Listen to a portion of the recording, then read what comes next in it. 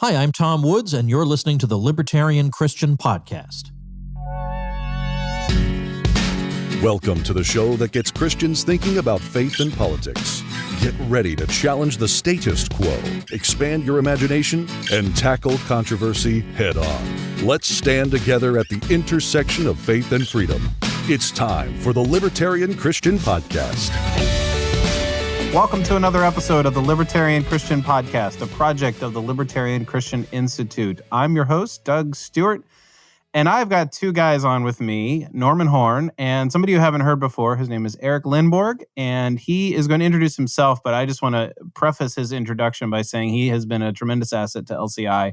You haven't really heard his voice or seen him publish anything on our site, but he is very instrumental in us getting some things done this year. So Erik, introduce yourself. Who are you and where can people find you? Because you have a special place on the internet. I'll let you tell people about it. Yeah, thanks, Doug. I'm really excited to be here. I'm the co-host of a gaming enthusiast program called the Gamertarians, which is focused towards libertarians and reaching people with libertarian thought who are also really interested in playing various video games, maybe board games, stuff like that. So you can find us at gamertarians.com. Check us out on Twitch and YouTube. We stream Tuesday nights at 9 p.m. Eastern. And, professionally, my background is in continuous improvement and trying to make things better wherever work is done. And that's what we've been focusing on here at LCI. And it's been awesome to journey with you guys and try to improve our capability. And it's only going to get better from here. Thanks for having me. Yeah, well, it's been a pleasure to have you this year, basically on weekly calls. And one of the things that we often do when we're not, really getting down to business of LCI is we tend to talk about pop culture and art and some of the things that we've been consuming. And we thought it would be really fun to have the three of us basically do an episode where we talk and share with the audience, what should you be watching or listening to while you're maybe going back into shutdown, or there's just a lot more time in 2020 to watch TV for and shows and listen to stuff. Maybe this is 4 months overdue. Man, I wish I would have had this in April kind of thing. But we hope that you can enjoy hearing us talk about, certain things that we're watching and listening to. So let's jump in with probably the weirdest show that could have been watched early on in the shutdown time. It came out on Netflix, was very popular. I even know people who just simply refused to watch it because they didn't want to. But I couldn't get any more memes until I watched the show. And that's there's just so many memes that came out. I'm like, I can't laugh at anything that's on Facebook right now. So I have to watch The Tiger King. Oh, yeah. So if you are disinclined to watch the show, the libertarian hook is that we believe in private ownership, and this is a testament to private ownership in, I guess, critical way. Norman, do you want to give us your thoughts on Tiger King first? Well, we first should probably say, what is the Tiger King? And I think it's kind of can be summarized as the weirdest show I have seen in the last couple of years. It's a mini documentary series about the private ownership of tigers and basically big cats, and kind of the culture that surrounds that, including some of the biggest, shall we say, pseudo-celebrities, if you will, in that space.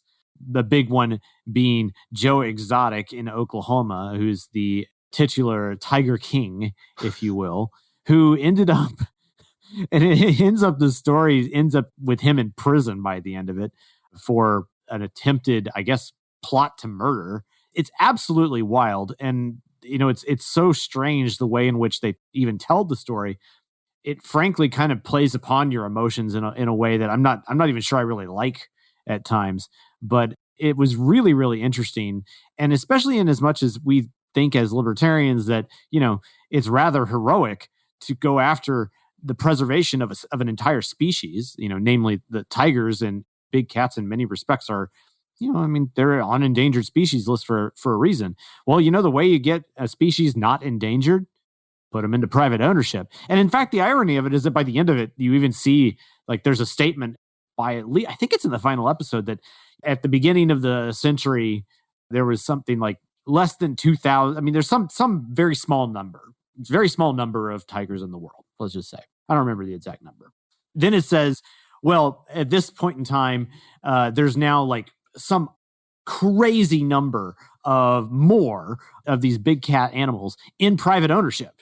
And it's like, we're led in the show to almost wonder, like, this is a bad thing. I mean, we're certainly led to believe that that's the way it's supposed to be by, Carol Baskin, that it's a bad thing, which is kind of the strange, I don't know. Is she a villain? Is she a hero? I don't know. It's like everybody's bad in the show, but it's kind of a train wreck that you just can't stop watching. It's That's really exactly hilarious. what someone told me when they told me that they just couldn't not keep watching. It's really, really bizarre. But it's a story that's told well. I mean, Yeah, it is. As much as I said, it plays upon your emotions, and I'm not sure I like it in that respect, but it is what keeps you watching. So, I mean, you can't help but have a form of sympathy for almost every character at some point in the show. It's like if National Geographic, Jerry Springer, professional wrestling, oh my word, and Law and Order had a baby. Yeah, it would be the Tiger King. Yeah, that's just about right. Yeah. Jerry Springer definitely has to play very prominently in that. Yeah, it's it's like sure. It's like 65% Jerry Springer, 25% National Geographic, and 10% Law and Order. Yeah, there's something like that. Yeah, it's really funny and totally worth a watch. What do you think the average person's view of a libertarian will be after watching it? Oh, geez, yeah, that's a really good question. Well, it depends on if they remember what the gentleman who was the campaign manager. During I'm not sure I want to spoil that though. What do they think of him? It is worth watching for sure. Eric, do you have any other thoughts? No, I thought it was definitely one of my good close friends was like, "You trust me, right? You need to watch this." And so I watched it at his recommendation, and it was definitely held my attention. The way they told the story, there's twists and turns to it, and the fact that it's not fiction is always keeping you on the edge of your seat, because this happened. Yeah, I think that was the thing for me. It's like, wait, this really went on? And one of the things that I noticed was that, well, she's no better than him. Right. Yeah. Like, why are people supposed to be on her side as opposed to his? Like, I can understand why they wouldn't like him or whatever, but like, yeah, it's just really nice because everybody's a villain and everybody's the hero in some like sort of likable sense. All right. So Tiger King, that's one thing listeners should watch. We couldn't do this episode without talking about Tiger King. Oh, that's right. That's right. That's right. So let's go from tigers to bulls. So Eric, you've been watching The Last Dance? Yeah, I noticed that it was trending on Netflix, and I probably would have watched it had I known it was out there anyway, just because as a kid, growing up in Chicago, late 80s, early 90s, two things mattered to me in life. Michael Jordan and the Chicago Bulls, and this is not Chicago related, but Star Trek: The Next Generation. I was like, those were like Jean-Luc Picard and Michael Jordan were, my heroes. And this was it's like a 10-part documentary. You're looking at probably like a 10-hour commitment to consume it all. But, now that I'm an adult, I was seeing things from a whole different perspective on the inside, the drama around the management side of the team that I, completely unaware of. I remember very clearly one birthday, I got a box, and the box was Air Jordans, and I was like, haha, what's inside the box? And it was Air freaking Jordans. And it was like from a classmate, turns out, her dad like ran a shoes company or something. So maybe he had like the hookup, but still it was like this, awesome moment. Like it was a cultural phenomenon, became a worldwide phenomenon, where he was really an ambassador for American culture worldwide because of his fame, the dream team when they went to the Olympics. And I guess one thing that was just front and center that was impressive to me was like the absolute focus on excellence, just being competitive on everything from cards in the back of the plane, but also, not a perfect man. They talked a little bit about the gambling scandal, but the tremendous adversity he had to overcome when his father was killed. I don't know if you remember that part, but his father was killed. And he shared that with his teammate, Steve Kerr. Steve Kerr's father was actually like the president of American University in Beirut. And he was killed by some militants there, and like I guess they never like talked about it, but like there was this like respect and understanding between them because they know they both shared that agony. So really what stood out from a cultural perspective was like Michael Jordan was always very, I would say, respectful. He practiced amazing sportsmanship. He wanted to be the star, but what Phil Jackson really helped him realize was if you want to win championships, you have to involve the team. The team is there to help you out, to help you shine. And the documentary did a great job through interviews. And I loved where they would take like a clip of something they had just interviewed, like Isaiah Thomas for the Detroit Pistons, and the rivalry there was so strong. And Bill Laimbeer, I don't know if you remember, there was an old Nintendo game called Bill Laimbeer's Combat Basketball because they just introduced so much physicality into the court that it was a brawl. And refs didn't call stuff back then that they would call now. They just went at it. And Detroit, when they lost to the Bulls, they walked out without, congratulating them. And the 2 times before that the Bulls had beaten them, they showed great sportsmanship and just saying, congratulations and being losers that were gracious. And that was not present in the Pistons. So really cool stuff like that I never saw before. I would say definitely worth a watch, especially if you remember any part of that time. You get a lot of inside information and all the players get interviewed. It's so fun to see them talk about that time. So why is it called The Last Dance? Because management said, as Krause, I think is his name, the team manager, he had such great conflict with Phil Jackson that when he came back to coach, Phil Jackson came to coach, they started the season by saying, this is your last season. Like, no questions asked. Like, no further discussion. And so Phil Jackson got the team together and was like, all right, guys, we're going to enjoy the last dance together. And that's what they called it. Phil gave it that name and they treated it like that. And Michael was very clear, I'm not going to play for another coach. And they still followed through with the plan, which is crazy. It talks about his baseball. He stepped away for baseball for a little bit, and none of it made sense at the time as a kid. And now I get a lot more context to it. His father was killed and he was really distracted. And I've learned so much about Dennis Rodman that I just had no respect for that guy before. And, they do a really good job of framing him up as a character that adds a lot of detail that I never knew before. Awesome. So I'm listening to this and I'm thinking, all right, I want my 12-year-old son to watch this with me. And it occurred to me that I don't know if it's something that's age appropriate. What would you say to that? First of all, I would say Google it and look at some of the, I think it's called like consumer media. Cause I look stuff up all the time when I'm not sure for my kids.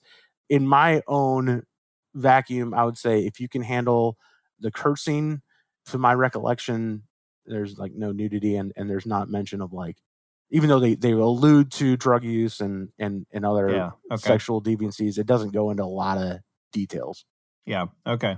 All right. Well, then we'll let that serve. I brought that up for a reason because we don't want to encourage people to watch something without doing due diligence. And that probably is also the case for Tiger King. Actually, it's definitely the case for Tiger King. So listeners, do due diligence. So that was my lead up for that. So yeah, for sure.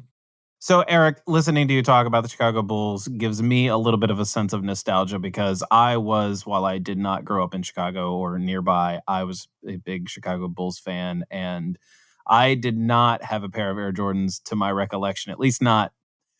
Maybe I did. I don't remember. But I do remember a kid in my class who did. And it was just like, oh, okay. So that whole, just you talking about it, it's like, there's nostalgia. Yeah. And, something else that's nostalgic is watching like period shows where you like go back and like Mad Men is one of them. And like, there's these shows set in the distant past, like even maybe before, our parents were alive or maybe very, very young. One of the shows that I've recently watched, and this happened, it came out the end of March, I believe, on HBO. And I had subscribed to HBO to watch a different show. And then I saw that this was on there. And I was like, oh, that looks interesting. I watched the trailer. And it's called The Plot Against America. It was a book written in 2004 by Philip Roth. And it is an alternate history. So this is set in 1940. It is not meant to be real because it features Charles Lindbergh as becoming president. And it's a miniseries on HBO. It's 6 episodes. They're about an hour long. It's not a huge time commitment. It is well worth it. So it comes out in late March of 2020. And if you're listening far into the future about this episode, then March of 2020 was when most of the states started to shut down because of COVID. And I watched it probably in early April. And at that point, there was a lot of unknowns. And so watching this while on sort of this shutdown, I'm in Pennsylvania and we were pretty significantly shut down in Pennsylvania, was a very interesting experience. And I'll explain why here as I explain what this show is about. It's an alternate history told from the perspective of a 10-year-old Jewish boy. His name is Philip Levin. He's living with his working class family in New Jersey, near New York City. And the larger political setting is the rise of Charles Lindbergh. Now, Charles Lindbergh in the story, and I think he was actually kind of this way in real life. I didn't actually look that particular part up. He was kind of a xenophobic, anti-Semitic populist. And he becomes president and he turns the world towards fascism. Now, this happens over the course of like 6 episodes. I'm not giving anything away because the story really is about this family. The story is about this 10-year-old boy and his observations of his father and how his father interacts with his uncle and also how his aunt is becoming enthralled with his Jewish rabbi who is enthralled with Charles Lindbergh and just doesn't believe that he is an anti-Semite and becomes very much enwrapped in what he is saying. And he says, the idea is that the phrase America first is coming up. And some people kind of accuse the show creator of HBO, David Simon, of sort of hijacking what Trump was doing in 2016 and sort of reimposing it back into the 40s. And he says in a podcast that I listened to, basically there was a podcast on it, on each episode, that it's actually in the 40s that the phrase America first was brought up. And so he can't really be accused of sort of drawing the Charles Lindbergh ties. So the weird thing is that you can clearly see how the Lindbergh character, and he isn't a main character in the story. He's sort of mentioned. I mean, you can kind of see him in some sense, but he's mentioned, he's talked about a lot. He's the big shadow, the big elephant in the room. And so there's very clear allusions to the likes of Donald Trump. And it's very clear what the show creator is doing. It's not overbearing. If you're inclined to, like Donald Trump a little bit because, Hillary would have been worse, whatever. I know some libertarians are like that and, whatever, but it's not off-putting in my mind. It's very poignant. It's very much, this is what happens when people don't recognize what's happening in front of them. And the themes of anti-Semitism, which are very, very subtle at first, and they grow and they grow. And then, as the audience, you start to realize, oh my goodness, this is getting worse. And yet it doesn't, in an explicit sense, it's not getting worse. It's just, oh, well, we're doing this for your own good, or we're just giving Jewish people opportunities, or we're doing things so that, we can integrate more rather than being, just in New Jersey families or something like that. So there's this family tension between the uncle and the father, and also with the aunt, as I mentioned earlier. And what made this show particularly emotional for me in April of 2020 was essentially that the show gets more and more and more claustrophobic. And I don't know if it would have felt that way per se if COVID hadn't hit. I mean, this show was clearly meant to run, it was planned to run before anything happened in terms of the pandemic. But I wonder if it would have had as strong of an appeal, because here I was in Pennsylvania wondering every day what the governor was, saying about what we were going to do for the next 2 weeks or whatever, and just extending the deadline, and the legislators not being able to talk to our governor. And it's just like, what is our recourse? What are we going to be able to do? And you can see those parallels in the show, or the parallels. You can see the characters in the show try to figure out what they can do to stand up for their rights and for their freedoms and their right to just be themselves, to just be a Jewish family in America in the 1940s.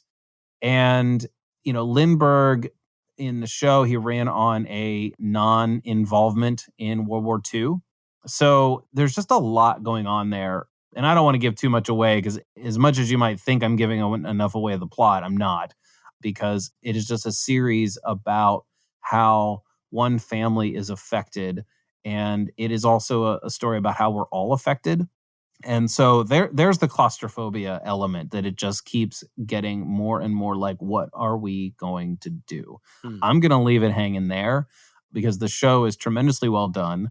I was also enjoying the podcast when I was biking because I like to watch the episode. I'd watch it at night and then the next day I'd go biking and I would listen to the show creator, David Simon, talk with, I forget, I'm dropping on his name right now, but it's the host of Wait, Don't Tell Me. Interview him and talk about each episode. So it was just really neat to sort of engage with the creation of the show, which is why I know a little bit about some of the history behind it. So I strongly recommend this show, if only to demonstrate how evil can creep in and it affects real families, and people don't think it's affecting them. They think what they're defending is good. And, of course, it's drama, it's scripted. And so we as the viewers are seeing, it's obvious. And sometimes it's not in real life. And we have to be alert to noticing what's evil right in front of our eyes. I'm definitely going to have to watch it. Yeah, that's really cool. I'm gonna have to put this one on my radar, to take a look at. One thing you said that kind of caught my attention is that you noted the creators, David Simon. If some erudite listeners might know that David Simon was also the creator of The Wire back in the early 2000s. I knew that would get you hooked. I had to make sure I mentioned David Simon. Well, and the not to go too far afield, I suppose, but I think The Wire, which, disclaimer, it is a very intense, definitely not for kids show.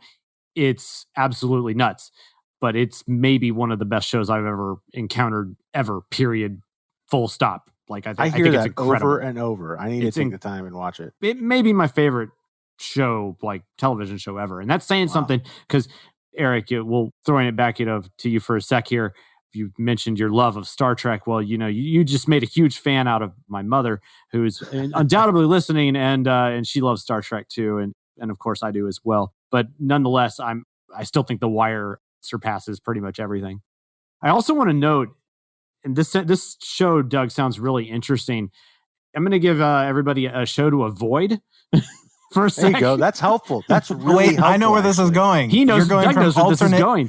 Alternate history. Speaking of alternative history. Yes, right. There's a show out there that you may have heard of. It's based on a Philip K. Dick novel. Who's a science fiction author who's long departed from us, called The Man in the High Castle. As an Amazon Prime show. And I was super excited to find out about it because it's alternative history. The premise being, in this case, that World War II was not won by the Allied powers. That instead the Axis won. And Germany and Japan have basically split the world to themselves. And the United States has three zones. You have the Japanese zone, the German zone, and then in the Rocky Mountains and kind of to the border of California and over to about Kansas or so is the neutral zone. Pretty wild.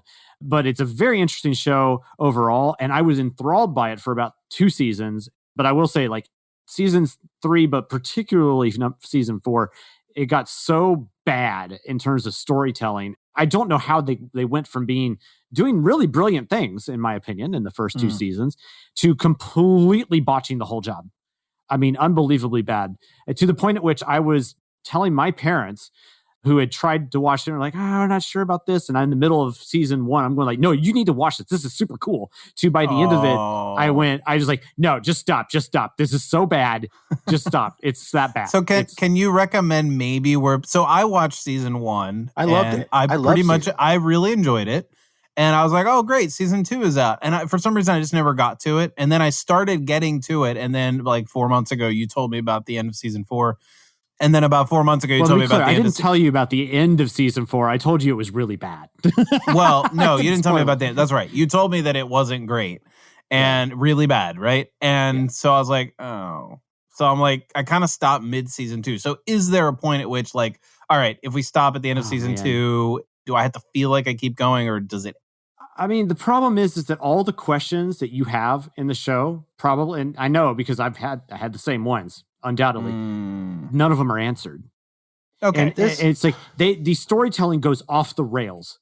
It goes completely counter to the way you think anything should go in storytelling, period. It doesn't make any sense. Well, I'll do one little, like, I don't even know how to call this, but I listened to the Reason Roundtable podcast, and Nick Gillespie loved the ending. So somebody else actually liked it. I don't know. Maybe I just remember him saying that it ended nicely. I don't know if he was raving about it, but he wasn't upset, at least. So I don't know. I'm gonna have to listen to Nick, because that just blows my mind. I thought it was so bad. I could not fathom how they got to that point. You basically, like, I heard a little bit of what the end of was like when you were explaining it over the phone with us, and it was like, I don't really want to. So I haven't gone back to it, probably won't. So yeah, alternate history. Yeah. I wonder if that's going to become like a popular genre going forward. Like, there's what would 2020 have been like without a pandemic? Well,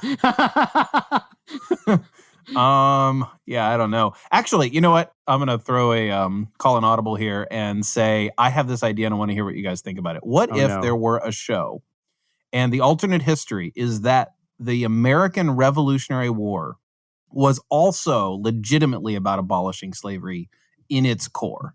Like, it wasn't just freedom from Britain, but freedom from Britain and for the slaves. Whoa. Huh.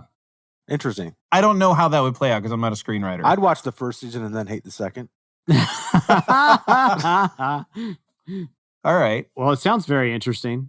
I think like that would be idea. an interesting, like, exploration in what would our world look like now if that had happened. Like, that's one of those things where, like, do you remember that show? Is it not Signs? It was by Steven Spielberg. It was about 15 years ago, and it was about alien abductions. It was like a 6-part miniseries on Sci-Fi. I can't remember the name of the show. I should. But anyway, it would. Yeah, this sounds like something I would know, but I don't. I know, I can't remember the name of it, but I remember. I distinctly remember watching it when my son was like literally a month old, and my wife was like, "I need you to take care of him all through the night once because I need to rest." And so we hung out in the living room, and I slept beside him, and that's what I watched pretty much through the night, hoping he would be abducted. Hoping he would. No, not back then. So anyway, the show itself, sorry, this is like way afield here, but like the show, every episode of like 6 episodes was essentially a different generation, and it spanned like over 100 years in how things changed over the course of several generations. So the kind of show I have in mind with my little Revolutionary War / abolition of slavery as well would be like, how would this have affected things? We likely would not have had a civil war. We likely would not have had certain presidents. There've just been a whole lot different if in our founding we had decided, no, all men are created equal. That includes the slaves. Like, started from that point. So anyway. I like the idea. Yeah. Somebody should do that. Maybe write a screenplay. If I were a so you have a new show for me? Yes, sir, I do. Yes, sir, I do. All right. Inside so joke, we have, inside joke. We have like 2 more shows to talk about, right? Yeah, something like that. I do want to, speaking of alternative history, let's go for an alternative future. This is a I do have what a show that I absolutely Could you expand upon love. That, please? Yeah, exactly. I will expand upon this show that is appropriately titled The Expanse. I love this show. The Expanse is about placed in, let's say, about 200 years in the future. I think that's about right. Where are there flying cars? There are indeed flying cars. I was promised flying cars. Mankind has expanded and hoverboards to it. Mankind, in this case, has expanded throughout the solar system, and it is you can't really call it a geopolitical series because it's more like interplanetary political. We don't even have a word for that yet because it doesn't exist. So at any rate, the series is about, I mean, really, it centers around the appearance of extraterrestrial life in the solar system.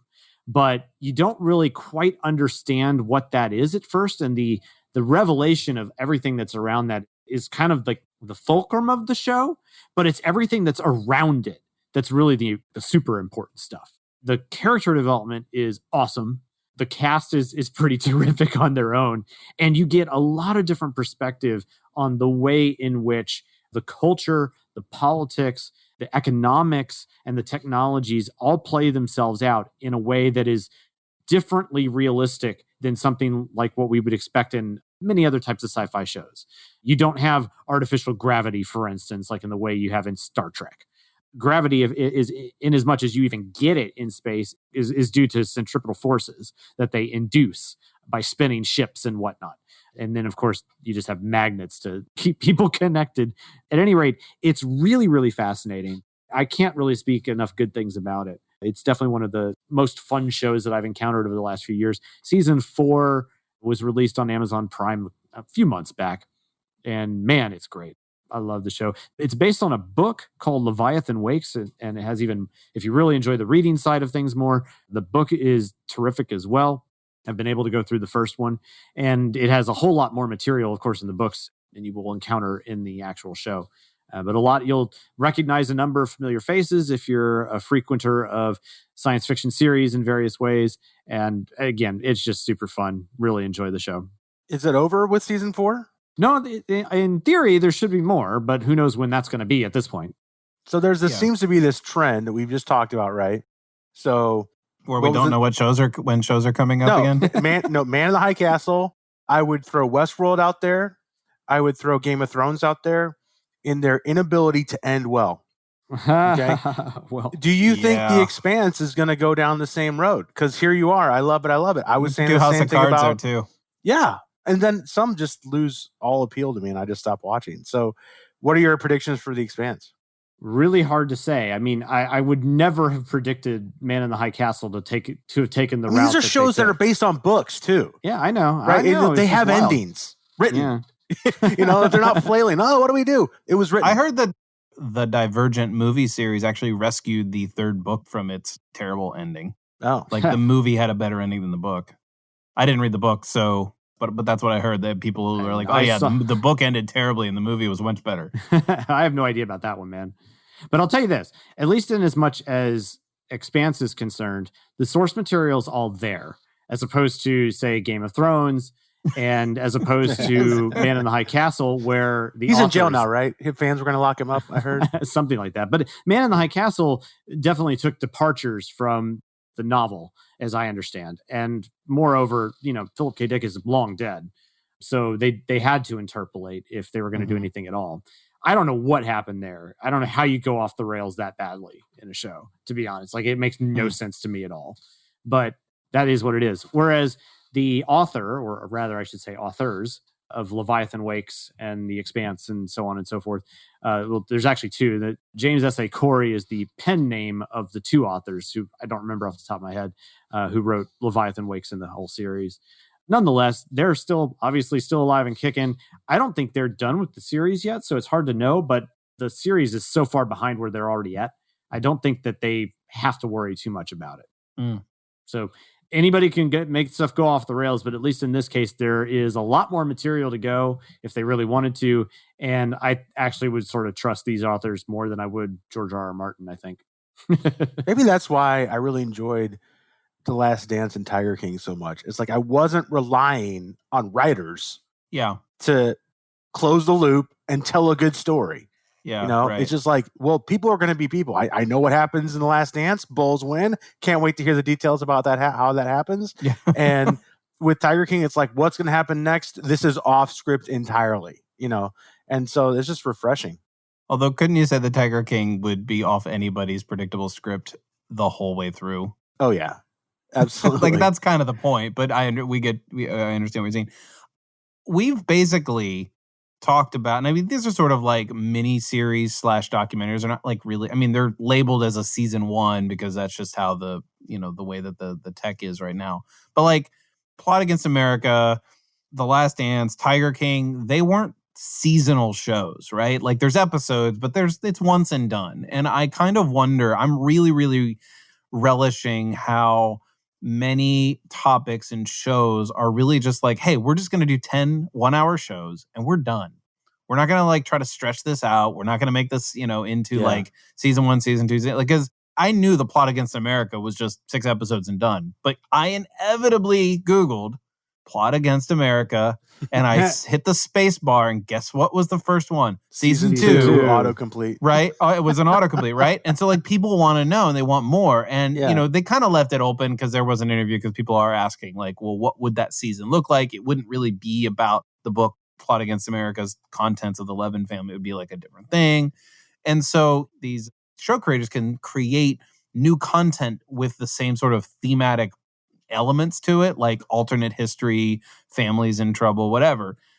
But I kind of like these single season things where it's a short commitment, like I want to know, there's a little bit, I don't know how many people out there are listening who are like, I don't like it not knowing how many seasons this is actually going to be because I don't want to commit to, like let's say what'd you say? The Expanse is season 4, right? So we don't know when it's going to end.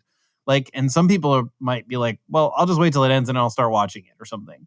And so I'm not saying that people should do that because so far those, you've said accolades about The Expanse, but I like the shorter, like I know what I'm committing to. I know what the time commitment is. It's the new episode.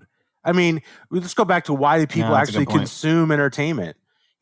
One, escapism, to get away from the daily grind, right? 2, to see reflections of themselves and learn something about themselves as they watch it.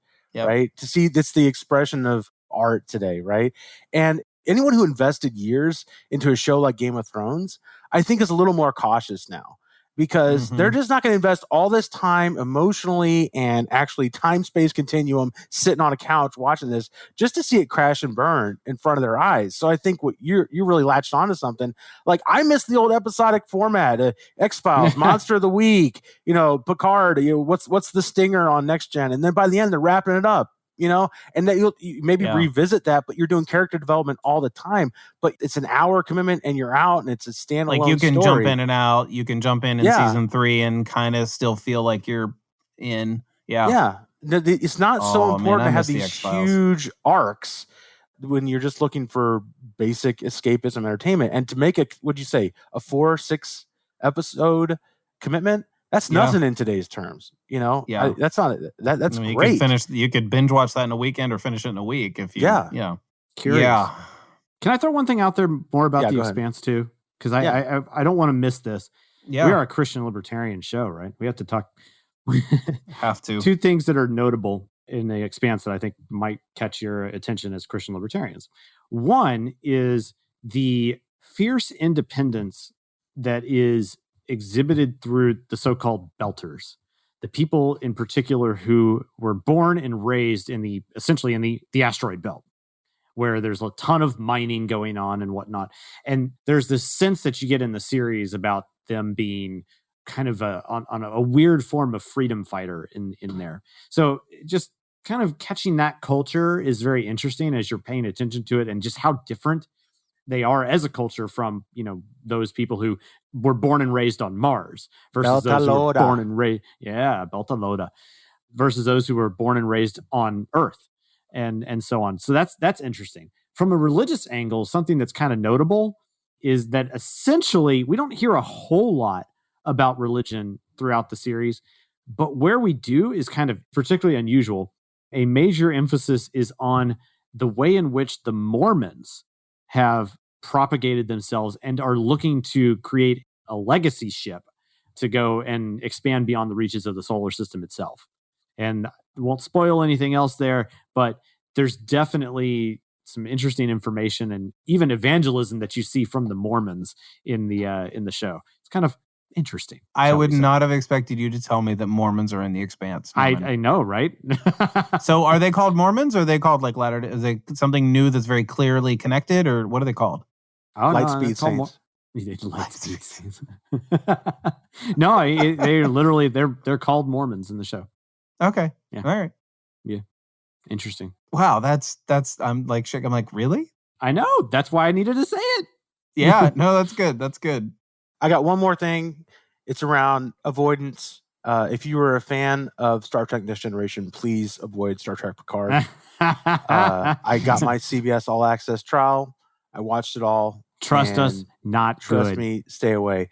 There's one guy doing a bunch of great commentary out there that I adore. He's a YouTube channel guy called The Critical Drinker, and he does a great review on it and why it's so bad. But what he does the best, I think, recently is talk about the cultural phenomenon around really deconstructing the past, canceling things from 80 years ago, Gone with the Wind, etc. And he does a great job in a video called Why the Past Matters. It's worth your time to go check it out. No one, I think, has really crystallized what's going on and why it matters in the way that art from the past and present is under attack from the, woke culture type of critics. Critical Drinker's great. He has a lot of good insights. And that video you're speaking of, the Why the Past Matters, is only like 10 minutes long, so it's not even that much of a commitment, but it's really well done. Yep. Yeah. It's good stuff. That's all for today. Go away now. No. Nice. So it seems to me that the belief that all humans have innate value because they're made in the image of God, and that God loves everyone and sent his only son to die for them, is a key part of what injects vibrancy into art. And the storytelling that takes place in the Bible and the way it's influenced storytelling to date, I think the further we walk away from that wisdom, the more it impacts and takes away the flourishing, that's our main theme, right? Yeah. The flourishing, the human flourishing that we see in art. These people can't finish a story, right? One of the best parts about the Bible is we know how it ends, right? And that's a key missing part, I think, of storytelling today. It just waxes on. There's so much pandering. Everything has to be political. Everything has to be viewed in a lens. What if you were just focusing on the human experience? I mean, you're talking about the expanse and humans heading to the stars. But what's one thing that hasn't changed since cave paintings and spearheads? The other, the us versus them, right? Focus on that part of the human experience and help people. I mean, I'm listening to a ton of Jordan Peterson lately, right? And he talks all the time about one way to fix the world is fix yourself. And what's so important about looking at the history of the Nazis is realizing that they were normal people like you. Mm-hmm. He recommends all the time a book called Ordinary Men, where just these simple policemen in Germany found themselves doing atrocities in a matter of months. And they were just normal people in Germany. I think that's a key takeaway, a key thing that I wish art would tell us more about ourselves. And that, ladies and gentlemen, is why we asked Erik to be on this show with us. Yeah. I like it. Erik, I don't know how to wrap up any better than that. So everyone, thanks for listening. Erik, thanks for joining us. It's a pleasure. And I'm sure we'll have you on to at least do this again in a few months or so, but maybe for some other commentary. Next time, graphic novels. No. Good stuff. Excellent. Thank you for listening to another episode of the Libertarian Christian Podcast. If you liked today's episode, we encourage you to rate us on Apple Podcasts to help expand our audience. If you want to reach out to us, email us at podcast@libertarianchristians.com. You can also reach us at LCI Official on Twitter. And of course, we are on Facebook and have an active group you are welcome to join. Thanks for listening, and we'll see you next time. The Libertarian Christian Podcast is a project of the Libertarian Christian Institute, a registered 501c3 nonprofit. If you'd like to find out more about LCI, visit us on the web at libertarianchristians.com. The voiceovers are by Matt Bellis and Catherine Williams. As of episode 115, our audio production is provided by Podsworth Media. Check them out at podsworth.com.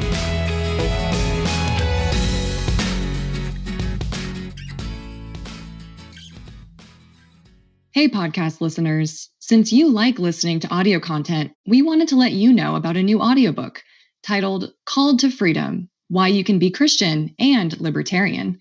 It's read by me, Jacqueline Isaacs, one of the contributing authors of the book, and every download helps to support the Libertarian Christian Institute.